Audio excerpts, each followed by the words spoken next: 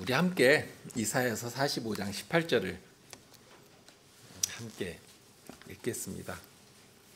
이사야 45장 18절입니다. 읽으실까요? 여호와는 하늘을 창조하신 하나님이시며 땅도 조성하시고 견고케 하시되 헛되이 창조치 아니하시고 사람으로 거하게 지으신 자시니라. 그 말씀에 나는 여호와라 나 외에 다른 이가 없느니라. 지금 사도신경을 공부하고 있는데요. 사도신경은 모두 세 부분으로 구분할 수가 있죠. 첫 번째는 성부 하나님에 대한 고백이 나오고요. 이어서 성자 하나님에 대한 고백, 그리고 성신 하나님에 대한 고백으로 이어집니다. 그리고 이건 모두 12조항으로 이루어져 있는데요. 그러니까 12조항이라고 할 때는 우리가 믿는 신앙에 대해서 더 이상 축약할 수 없을 만큼 가장 간략한 형태로 요약해서 고백하도록 가르칩니다. 오늘은 25문부터 배우겠습니다. 25문인데요. 25문도 함께 읽으실까요? 25문입니다. 오직 한 분 하나님만 계시는데 당신은 왜 삼위 곧 성부, 성자, 성신을 말합니까? 왜냐하면 하나님께서 자신을 그의 말씀에서 그렇게 계시하셨기 때문입니다. 곧 이 구별된 삼위는 한 분이시요 참되고 영원하신 하나님이십니다. 25문에서 가르치는 굉장히 중요한 원칙들이 있습니다. 일단 가장 먼저는 한 분 하나님이시다. 그런데 한 분 하나님이시지만 삼위로 계시다. 그럼 이것을 어떻게 아느냐? 왜 이렇게 고백하느냐? 어디서부터 나오는가 할 때 하나님께서 그의 말씀에서 당신을 그렇게 계시하셨기 때문이다. 그러니까 하나님의 말씀을 통해서 우리는 아는 것이다 하는 사실을 가르칩니다. 사람의 어떤 논리나 이성의 판단에 의해서 나오는 것이 아니다. 하나님 말씀에서 우리는 알 수 있는 것이다. 자, 이러한 배경이 되는 으뜸되는 선언은 신명기 6장 4절입니다. 거기에 보면 이렇게 되어 있죠. 이스라엘아 들으라. 우리 하나님 여호와는 오직 하나인 여호와시니 하나님은 한 분뿐이시다 하고 아주 굉장히 강조해서 선언적으로 말씀하십니다. 그러니까 이 말씀에는 어떤 다른 이론을 붙일 수가 없습니다. 그런데 이 말씀을 하신 때를 보면 하나님께서 이스라엘을 애굽에서 구원하신 후이거든요. 아브라함과 이삭과 야곱과 맺으신 언약을 이제까지 세상에 없던 방식, 아주 놀라운 방식으로 이루셨습니다. 과연 하늘과 땅에 하나님과 같은 분은 없으시다 하는 사실을 이 구원 역사, 구원 사건을 통해서 보이신 후에 하나님 앞에 언약 백성을 다 모으시고서는 너희를 구원한 당신이 누구신가? 내가 누구냐? 그러니까 다른 사람들은 모른다고 할 수 있습니다. 그러나 지금 그런 놀라운 구원을 직접 누리고 있는 이 구원받은 이스라엘 백성들은 자신들 앞에 계신 하나님을 모르면 안 되지 않습니까? 다른 백성은 모를 수 있지만 이스라엘 백성들은 모르면 안 되는 것입니다. 그러니 그 앞에서 하나님께서 당신이 누구신지를 알게 하시는 것입니다. 우리 하나님은 어떤 분이시냐? 오직 하나인 여호와시다 하고 선포하시고 복창하여 고백하도록 하신 것입니다. 그러니까 구원받은 백성들이 함께 우리 하나님은 오직 한 분이신 여호와시다 하고 함께 따라서 이렇게 복창하게 하신 것입니다. 이제 이스라엘 백성들이 가나안 땅을 향해 나아갈 것인데요. 그런데 가나안 땅도 그렇지만 온갖 자기들 좋은 우상들을 만들어 신으로 섬기고 있는 세상 속으로 이렇게 들어가는 것입니다. 인생이 그런 것인데요. 인생은 홀로 설 수가 없는 존재입니다. 왜 그런가 하면 하나님께서 그렇게 지으셨기 때문입니다. 사회적 존재로 지으셨고요. 하나님을 바라며 하나님을 의지하며 살도록 하셨습니다. 그러니까 아주 간단합니다. 사람이 하나님을 그 마음에 딱 두고 중심에 두고 하나님으로 섬기면 되는데 미련한 마음이 어두워지니까 하나님 아닌 것들을 신으로 만들어 섬기는 것입니다. 그러니까 하나님 섬기기 싫으니까 하나님을 제외시켰는데, 그런데 하나님을 제외시키고 나니까 마음이 도저히 갈피를 못 잡고 허전해져 버리는 것입니다. 그러니 하나님이 아닌 것, 그런 것을 중심에 놓고, 그러니까 이 타락한 인간의 본성 가운데 있는 게 뭐냐면 하나님만 아니면 된다 하는 그런 굉장히 악한 사고방식으로 움직여 나가는 것입니다. 굳이 하나님만 아니면 된다는 그 비틀어진 사고방식, 그러면서도 혼자서는 어떻게 설 수가 없는 인생들이고, 그러니 다들 자기 행복을 만들어줄 만한 그런 것들을 만들어 섬기며 의지하며 붙잡고 살아가는 것입니다. 이게 미련한 인생들이거든요. 우상을 만들어 섬기기도 하는 것이지만 꼭 신상 앞에 가서 절하지 않아도 똑같습니다. 자기 행복을 만들어줄 것 같으면 그것이 무엇이든지 간에 신처럼 떠받들고 그 앞에서 벌벌 기면서 두려워하면서 붙들고 살아가는 것입니다. 권력이 될 수도 있고요. 대중의 어떤 거대한 사상적 흐름이 될 수도 있고, 그런데 무엇보다도 대표적인 게 돈 아닙니까? 돈만 있으면 내가 원하는 것을 얼마든지 얻을 수 있다 하고서는 그 돈의 힘 앞에서 굽신거리며 비굴한 종처럼 살아가는 것입니다. 욥기 31장 24절로 28절 말씀인데요. 내가 언제 금으로 내 소망을 삼고 정금들어 넌 내 의뢰하는 바라 하였던가. 언제 재물의 풍부함과 손으로 얻은 것이 많음으로 기뻐하였던가. 언제 태양의 빛남과 다른 명랑하게 운행되는 것을 보고 내 마음이 가만히 유혹되어 손에 입 맞췄던가. 이 역시 재판장에게 벌받을 죄악이니 내가 그리하였으면 위에 계신 하나님을 배반한 것이니라. 그러니까 이런 유혹 가운데 얼마든지 떨어질 수 있는, 이게 사람의 미련함 아닙니까?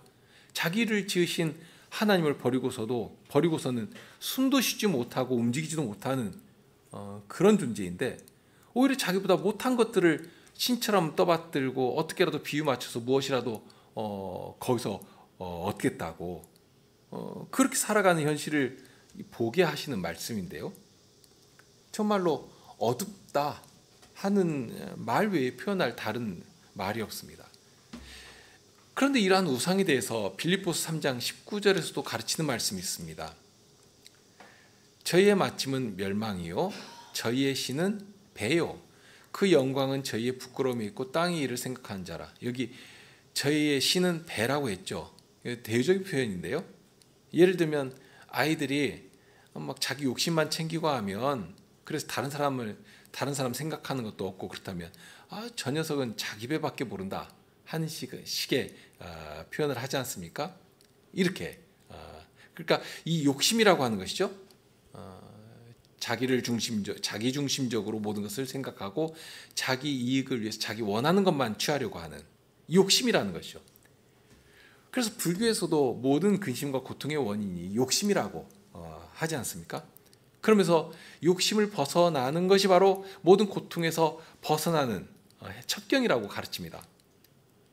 그러니까 사람의 지혜로도 그런 굉장한 진리에 이를 수 있다 하는 것이죠.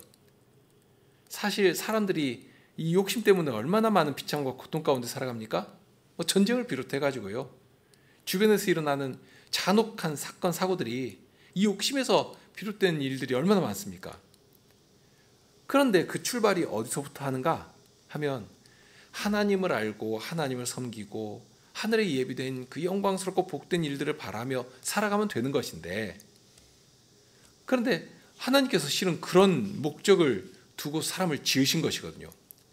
그런데 그런 복되고 영광스러운 일 대신에 마음이 땅에 붙어가지고 땅의 일만 가득해가지고 자기 배를 신처럼 섬겨버리는 것입니다.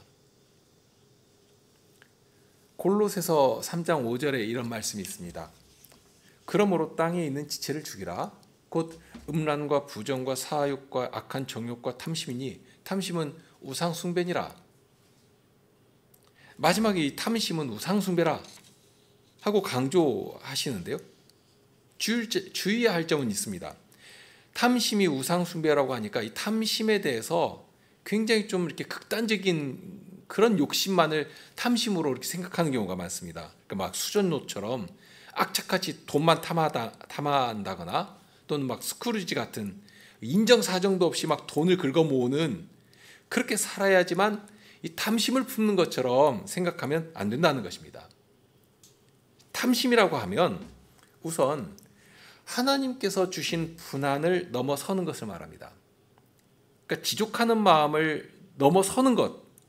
그러니까 하나님께서 우리에게 주신 것이 있고요. 오전에도 생각한 것이지만 하나님 나라의 영광스러운 일을 위해서 그러니까 목적하신 일이 있고 하나님의 기대가 거기 있는 것이죠. 그러니까 그 일을 위해서 우리에게 은혜를 풍족히 더해 주십니다. 필요한 대로 은사도 주시고요. 그러니까 그 일을 위해서 주신 것인데, 그러니 주신 것에 대해서 분별하고 감사함으로 받고 선한 열정으로 사용하고 그 안에서 지족할 줄 알고 해야 하는데, 자기 분한을 넘어서 가지고 분깃을 넘어서서 옆을 힐끔거리고 시기 어린 눈으로 이렇게 바라보고 그렇게 어리석은 자리로 들어가는 것입니다. 시인은 시편 131편에서 이렇게 기도했죠. 여호와여, 내 마음이 교만치 아니하고 내 눈이 높지 아니하오며 내가 큰 일과 미치지 못할 기이한 일을 힘쓰지 아니하나이다. 사람들은 어떤 목표와 이상을 추구하며 살아가는 것을 멋진 인생이라고 말합니다. 오히려 더 큰 포부와 더 큰 꿈을 가지라고 하죠. 야망을 가져라. 아주 멋진 일이고요.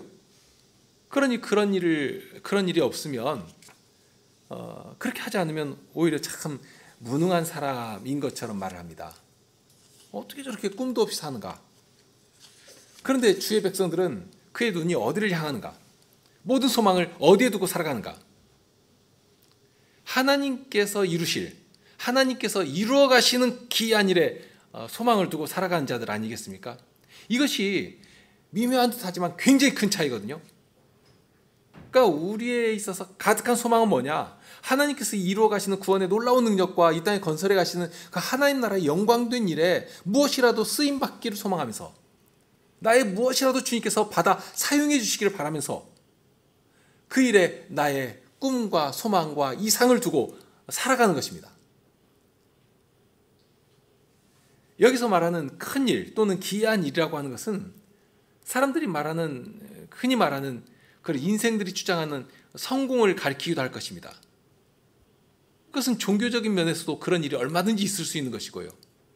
그러니까 종교적 열정이나 교회적 부흥 같은 것들, 기왕이면 좀 큰 교회, 성공한 목회 이런 것들. 그러니까 사람들이 인정하고 대단하다 하고 할 만한 그런 성과들을 꿈꾸며 살아가는 것입니다. 그런데 시인은 내 눈이 높지 않다고 했거든요. 또 미치지 못할 기이한 일을 힘쓰지 아니한다고 합니다.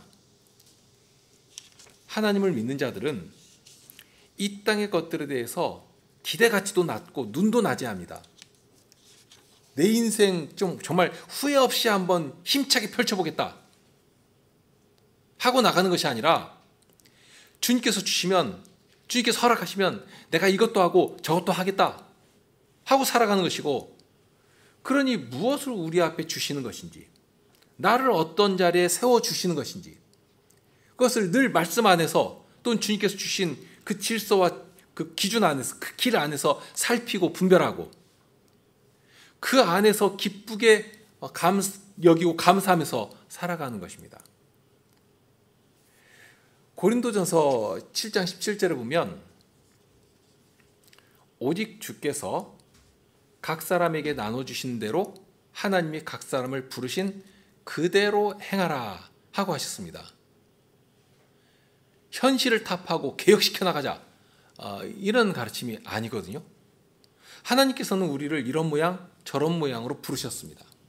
다양한 자리에서 다양한 모습으로 부르셔서 그리스도 안에서 아름다운 연합과 어울림을 이루도록 해주셨습니다.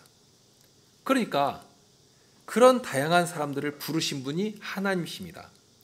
그를 어떤 자리에서 부르셨든지 간에 그를 거룩한 나라에 세우시고 교회로서 건설되어 가도록 하신 분이 하나님이십니다. 하나님의 경영 안에 두신 것입니다. 그러면 그의 사회적 지위 또는 세상적 기준을 가지고 조금이라도 차별 두고 또는 차등 있게 판단하고 평가할 수 있는가? 그러니까 마치 야고보서 2장에 나온 것처럼 만일 너희 회당에 금가락지를 끼고 아름다운 옷을 입은 사람이 들어오고 또 더러운 옷을 입은 가난한 사람이 들어올 때 너희가 아름다운 옷을 입은 자를 돌아보아 가로되 여기 좋은 자리에 앉으소서 하고 또 가난한 자에게 이르되 너는 거기 섰든지 내 발등상 아래 앉으라 하면, 그러니까 그 기준이 어디에 있는가 하는 것입니다. 물론 우리가 머릿속으로는, 그러니까 지식으로는 그래서는 안 되지, 어떻게 교회가 그러면 되겠는가? 그런데 실은 우리가 모르는 사이에 우리의 마음에서 그런 판단, 그런 기준을 가지고 바라보고 하는 그런 식이 많다는 것입니다. 그러니까 대놓고 못할지라도 속에서 교묘하게 움직이는 것이 있고, 물론 굳이 하나님께서 주신 것을 저급하게 대할 것은 아닙니다. 세상 앞에서 당당하게 드러내고 주님께서 주신 것들을 자랑할 수도 있어야 하겠죠. 귀하게 주신 것을 귀하게 대해야 마땅합니다. 귀하게 주셨는데 굳이 깎아내리면서 저 별것 아니야, 가치 없어, 이렇게 말할 것은 결코 아니거든요. 그러나 교회 안에서는 결코 자랑할 것이 없다는 것입니다. 자랑하려면 오직 주 안에서만 자랑하라 하셨지 않습니까? 그로 인해서 드러나는 것은 주님의 다스리심입니다. 주님의 높으심입니다. 그 일을 위해서 나를 이 자리에 세우시고 나를 사용하시며 나를 주님의 도구로 사용하여 주시는 것입니다. 그러니까 부르신 그대로 행하라 하신 이 말씀에는 하나님의 뜻에 대한 존중과 온전한 순종이 담겨 있는 것이고요, 그 이면에 하나님의 복되고 영광스러운 경영, 그 다스리심이 있다. 그 하나님에 대한 전적인 신뢰, 사랑, 순종이 담겨 있는 것입니다.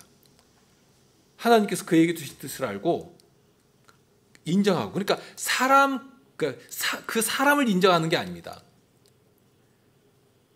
그를 위해서 피로 값주고 사신 하나님의 사랑하시는 그 사람, 그러니까 하나님의 사랑이 그에게 있다 하는 그 사실 때문에 그를 존중히 여기고 그를 높이는 것입니다. 그러니까 하나님께서 그에게 두신 뜻을 알고 인정하고, 그러니 그 사람은 그 자리에서 충성스럽게 살아가게 되는 것이죠. 나는 내가 서 있는 자리에서 충성하는 것이고, 누가 되었든지 그 사람은 하나님께서 세우신 그 자리에서 충성스럽게 살아가는 것입니다. 중요한 점은 누구일지라도 또는 어떤 자리에 있을지라도 충성스럽게 살아가는 데 있습니다. 예수님의 비유에서도 생각했지 않습니까? 사도도 동일한 말씀을 하시죠. 맡은 자에게 구할 것은 충성이라. 물론 여기서 사도는 특별히 말씀을 맡은 자에 대해서 강조합니다만, 꼭 말씀을 맡아야지만 맡은 것이겠습니까? 그렇지 않죠? 그러면서 이 고린도전서 4장 2절 말씀인데요, 그게. 그런데 이 고린도전서 전체에서 흐르는 굉장히 중요한 메시지 가운데 하나가 바로 하나님께서 자신에게 주시는 은사 또는 부르심이라고 하는 것, 무엇을 위해 부르셨는가. 그렇기 때문에 7장 20절에 가면 각 사람이 부르심을 받은 그대로 지내라 하고 말씀하시고요. 그러니까 모든 사람을 하나님께서 부르시면서 필요한 자리에 세우셨다 하는 이 하나님의 부르심에 대한 절대 주권을 인정하도록 하신다 하는 것입니다. 그러니까 그런 부르심 앞에서 누구든지 난 이런 정도만 해도 된다 하고 나태하게 생각하거나 방만하게 생활을 이루어갈 수 있는가, 그럴 수 없다 하는 것이죠. 다른 면에서도 예를 든 것이지만, 돈이 정말로 많아가지고 일생 펑펑 일하지 않고도 살아갈 수 있다 할지라도 그런 사람이 놀고 먹는 것을 자랑할 수 있는가? 세상에서는 자랑할 수 있지만 교회 앞에서는 결코 자랑할 수가 없는 것입니다. 하나님의 백성은 그렇게 생각할 수 없는 것이거든요. 학생이라면 학생의 자리에서, 주부라면 주부의 자리에서, 직장인이라면 또는 직분자라면 그 자리에서 충성스럽게 하나님께서 맡기신 그 일을 수행해 나가야 하는 것입니다. 일을 하는 가운데 잠시 쉴 수 있고 휴식을 취할 수 있습니다. 하나님께서는 사랑하시는 자에게 잠도 주시고 휴식도 주시는 것이거든요. 그러니까 그것은 하나님께서 주시는 선물이고 복입니다. 그러니까 그것을 소홀히 여기면 안 됩니다. 그러나 휴식을 취하고 쉬는 이유는 주께서 맡기신 일을 더욱 충성스럽게 신실하게 수행해 가기 위한 것이다 하는 것이죠.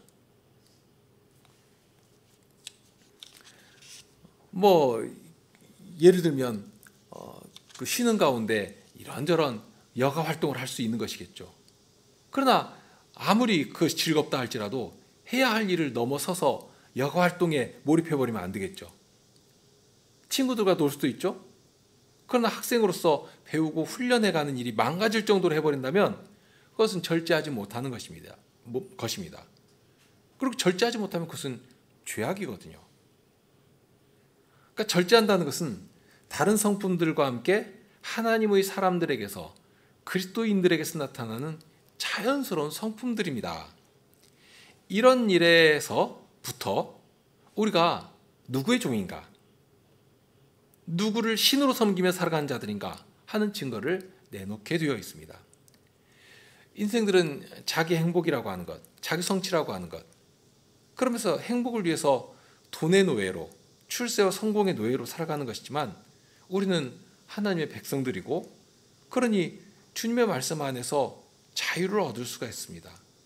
정말 참된 자유는 하나님의 말씀 안에 있거든요. 구약 성도들이 처한 현실적인 어려움 중에 하나가 정말 주위가 온통 우상 숭배자들이었다 하는 점입니다. 더구나 주위에 있는 그 우상 숭배자들 또는 그런 나라들이 비루하고 어렵고 못 살고 하는 나라면 괜찮았을 것인데 오히려 주변 국가들이 다 힘 있는 나라들이었습니다. 강대국이었고 문화도 더 화려하게 발달되어 있었습니다. 애굽의 신전이나 피라미드나 이런 종교 문화적 유산은 이 현대에 살아가는 우리가 봐도 정말 입이 떡 벌어질 정도로 위대하지 않습니까? 그런데 우리가 봐도 그런 놀라운 건축물들인데 구약 성도들이 봤을 때는 어떠했겠습니까? 뭐 외에도 애굽만 그런 건 아니죠. 아람의 문화들, 농탕하고 정물적인 종교적 예전들 얼마나 화려하고 퇴폐적이고 감각적이었습니까? 말 그대로 짜릿하고 생생하고. 그런데 그런 나라들이 신의 가호를 받아서인지 더 잘 살거든요. 인생 더 즐겁게 살거든요. 그러니까 사회적으로도 안정되고 더 발전된 생활을 하는 것처럼 보이는 것입니다. 그러니 얼마나 유혹이 됩니까? 눈이 돌아갑니까? 그러면 이런 유혹들이 과거 구약 백성들에게만 있는 것이겠습니까? 현대를 살아가는 우리 형편은 그보다 나은 것인가? 당장에 우상의 신상 앞에 가서 절하지 않으니까 그런 것 염려하지 않아도 되는 그런 시대를 살아가고 있는가 하는 것입니다. 오히려 비교 자체가 안 되죠. 얼마나 정물적이고 즉흥적입니까? 또 예전에는 숨어서 몰래 하던 더러운 일들도 이제는 권리라고 주장되면서 대놓고 자랑하고 있고. 그런데 정말 돈만 있으면 하고 싶은 대로 다 하고 살아가지 않습니까? 하나님도 못하는 것을 돈은 다 한다. 돈은 할 수 있다. 이게 현대인들의 가치관 아닙니까? 그런 사회 속에서 정직하고 의로운 자태를 드러내면서 고결한 성도로 살아간다고 하면 그러면 사람들이 인정이라도 해주는가? 오히려 사람들이 조롱하고 무시하지 않습니까? 무엇보다 우리 마음이 그 앞에서 너무 흔들리는 것이고요. 강풍이 휘어지는 나무처럼 막 그렇게 흔들려 버리고, 그런 강한 세상의 유혹과 요청 앞에서, 그런 사회적인 거대한 흐름 앞에서 무수히 많은 사람들이, 주위에 있는 모든 사람들이 다 그렇게 휩쓸려 가는데, 그런 흐름 앞에서 우리가 바로 살아계신 하나님의 백성이다 한 사실을 뭐로 나타낼 수 있겠는가? 주여 주여 하고 말만 하면 되는 것인가? 구약 백성들에게 먼저 하나님이 어떤 분이신가 말씀하실 때는 오직 하나인 여호와시라 하고 알게 하셨습니다. 진정 우리의 하나님만이 참되고 사신 유일하신 하나님이시다 하는 사실을 마음으로 인정하고 입으로 고백하게 하셨습니다. 이게 첫째입니다. 그러나 하나님의 계시는, 당신을 보여서 알려주시는 것은 거기서 멈추지 않습니다. 하나님께서는 하나님이 어떤 분이신지를 이 사랑하시는 자들에게, 백성들에게 하나하나 가르쳐 주십니다. 특히 이 계시의 점진성이라고 하는 것, 또는 여호와라 하는 이 말, 이 성화 안에 담긴 귀한 구원의 경영이 그런 것 아닙니까? 계시는 정형화되고 규격화된 어떤 무기질적인 자료가 아닙니다. 도서관에서 꺼내볼 수 있는 그런 자료가 아니라는 것입니다. 살아 움직이는 생명인 것이고, 거기 도무지 무엇으로도 막고 제어할 수 없는 강력한 힘이 솟구쳐 나오는 것입니다.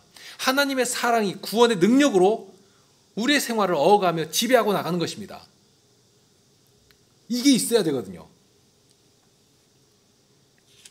죄인들을 사랑하시기에, 주의 백성들을 구원하시려고 당신의 어떠하심을 일일이 백성들이 알고 감사하며 찬송하도록, 자신의 몸을 하나님께서 기쁘게 사용하시는 그 자리에 드리도록, 그렇게 하나님이 어떠한 분이신지를 알려주신다는 것입니다. 하나님을 이성과 논리로 알려고 하면 바로 이러한 우리의 구원이 되시는 하나님을 알 수가 없습니다. 하나님께서 역사를 통해서, 역사를 지배하시면서 하나님이 어떠한 분이신지를 자증해 주셨습니다. 그러니 우리는 그 역사를 따라서 점진적으로 밝히 보여주시는 하나님에 대해서 하나하나, 마치 어린아이가 부모의 발걸음을 따라서 걸음마도 배우고 뛰는 것도 배우고, 또는 엄마의 말투를 배우고 엄마의 말을 따라하면서 언어도 배우고 하는 것처럼, 그게 따라하는 것처럼 그렇게 하나님을 배워가는 것입니다. 말씀드린 것이지만 론으로 하나님을 파악하려고 하면 하나님을 알 수가 없습니다. 말씀을 통하여 당신을 알려주실 때 바로 그 말씀 앞에서 하나님을 뵙고 하나님을 찬송하며 경배하는 자가 하나님을 비로소 알게 됩니다. 하나님을 안다고 하는 참된 지식은 반드시 하나님을 경배하는 자리로 우리를 인도해 주십니다. 이것은 언제라도 절대적인 원칙이고 기준과도 같습니다. 하나님을 분석해서 내 이성으로 설명해 내려고 한다면 결코 하나님을 경배하는 자리에 이르지 못할 것입니다. 나아갈 수 없습니다.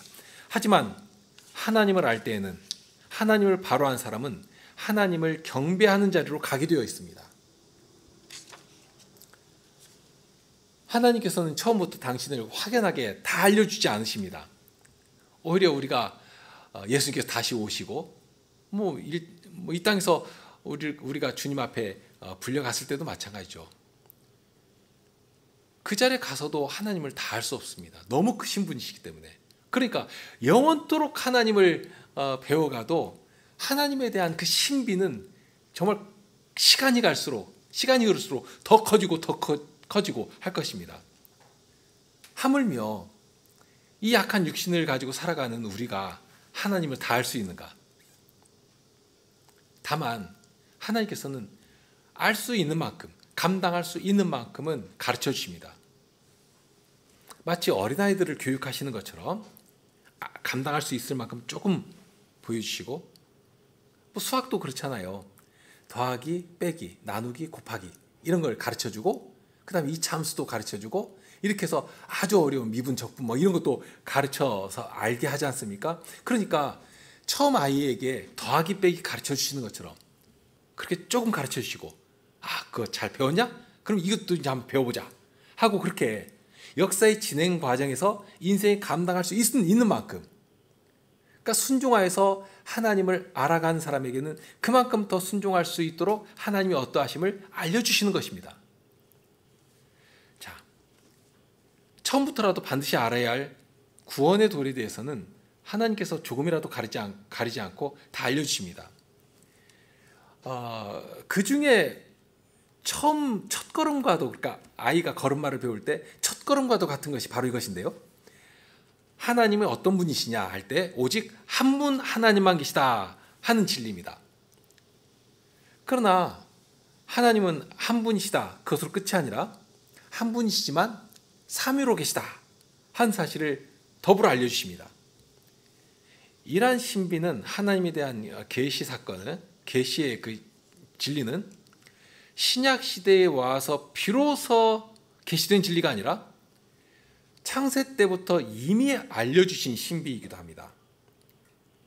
창세기 처음에 나오는 창조의 기사를 보더라도 하나님께서 천지를 지으실 때 말씀으로 지으셨지 않습니까?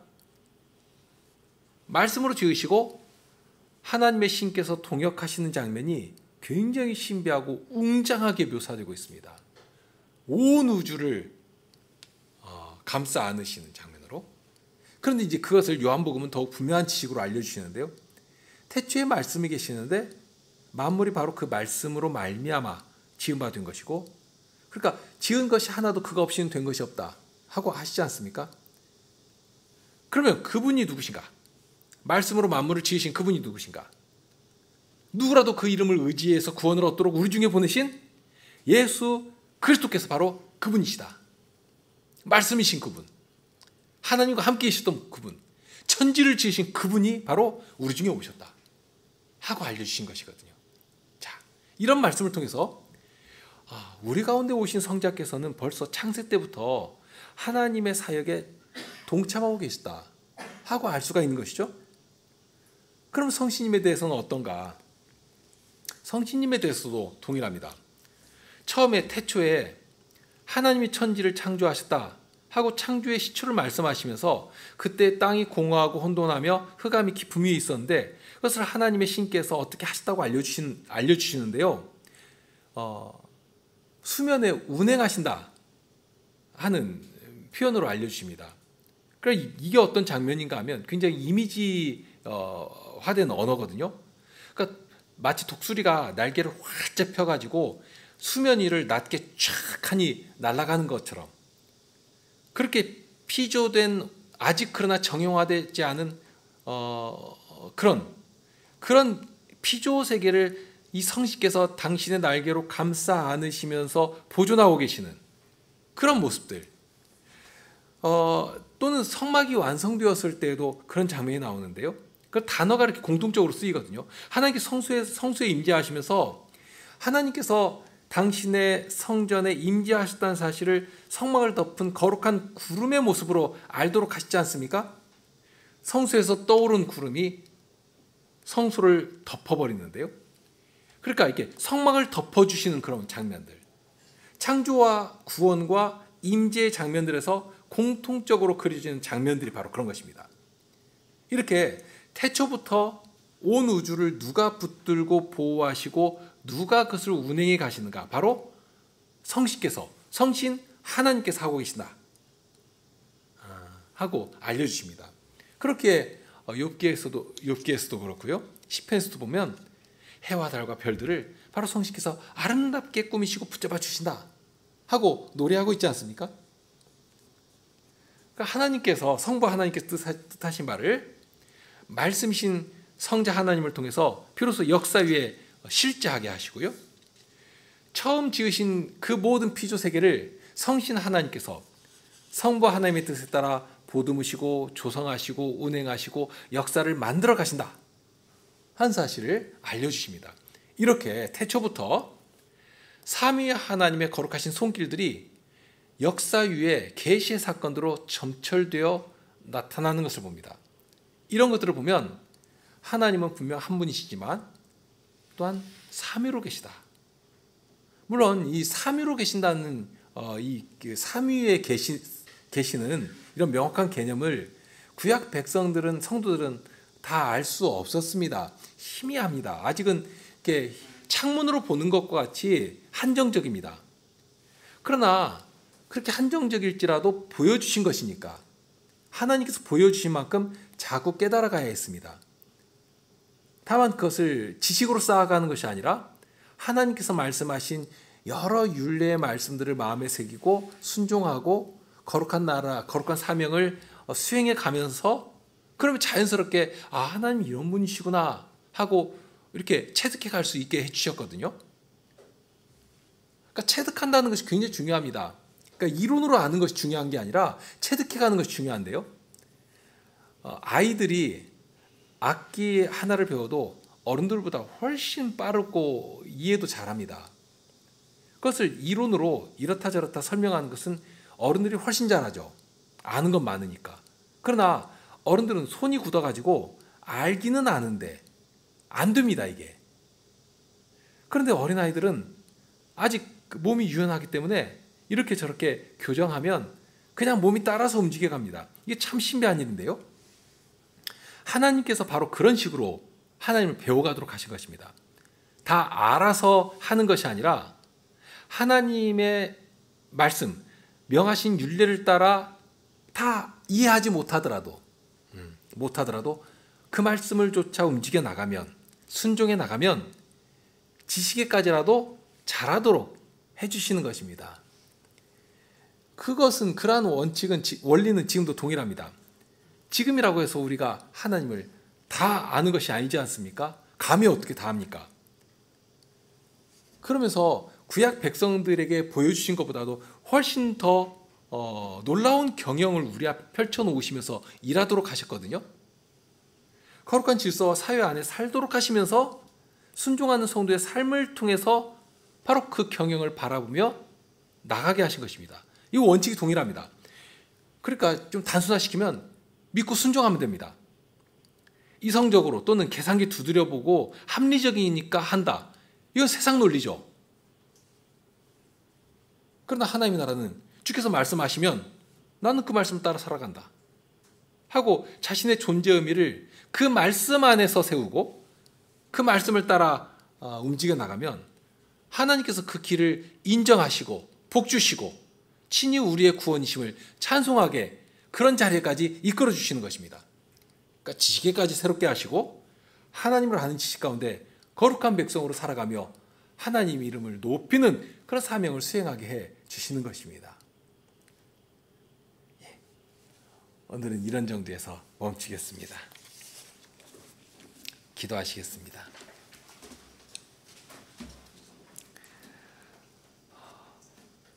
참 인생들이 얼마나 악한 것인지, 하나님을 알만한 것들을 자연 만물은 물론이고 우리 본성 속에서라도 알 수 있도록 해주신 것이지만, 그러나 미련함이 얼마나 큰 것인지 하나님을 하나님으로 알지도 못하고, 그러니 감사하지도 못하고, 하나님께서 친히 하나님이 어떤 분이신 것을 보여 알려주실 때도 그 말씀 앞에 엎드리는 것도 없고, 그런데 그런 자였던 저희들이 어찌 하나님을 알며 하나님이 기뻐하신 자리까지 움직여 나가도록 하신 것인지, 주님의 구원의 은혜와 그 사랑이 이렇게 크신 것을 고백하게 됩니다.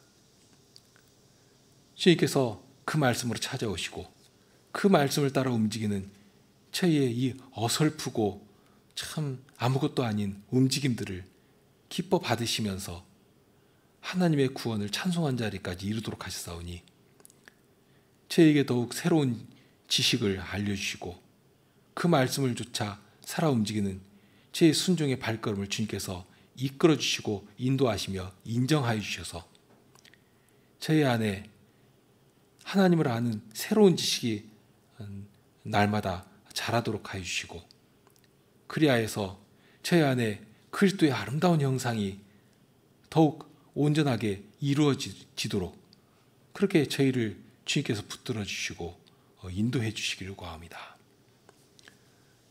이제 일주일의 생활이 저희겠습니다.